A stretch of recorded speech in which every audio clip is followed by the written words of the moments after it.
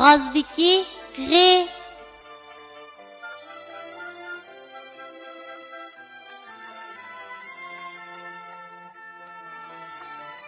Bu harfning talaffuz qilinishi mundaq: g'i.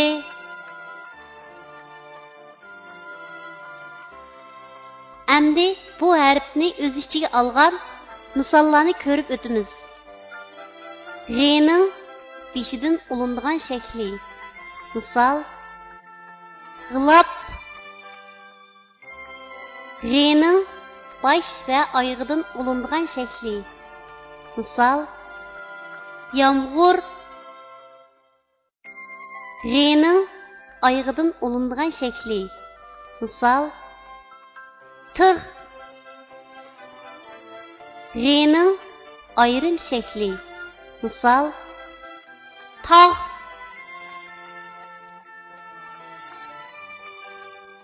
Tuanda biz rasmga birlashtirib, yuqorida o'rganib o'tgan harfning to'g'ri yozilish tartibini mashq qilib o'tamiz.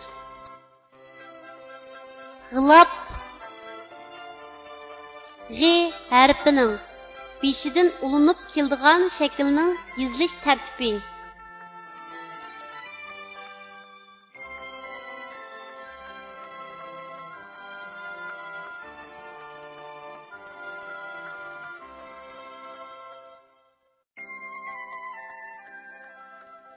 Yomg'ir.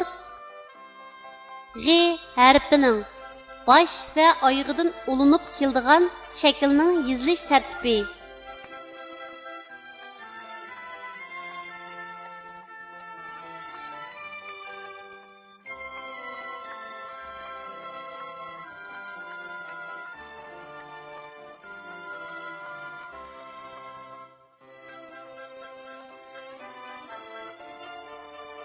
Tig'.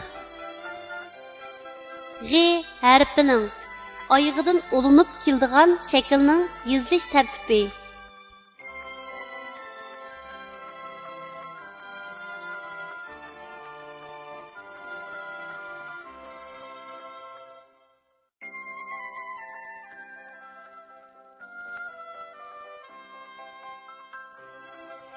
Tog'. G'i harfining ayrim shaklining yozilish tartibi.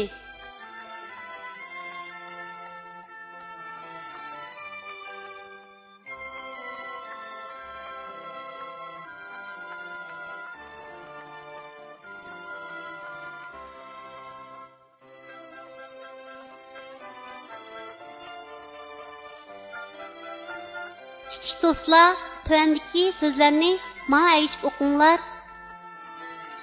Bog', so'g', g'ar, chig', g'iz, eg'iz, cham, g'ur, chamg'ur, tam, g'a, tamg'a, g'un, cham, g'uncham.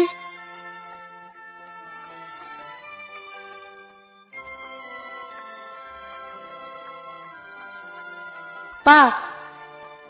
Yezimizning beg'ida olma, anar, o'rik, nashput, gilos, yong'oq qatorliq har xil mevalar bor.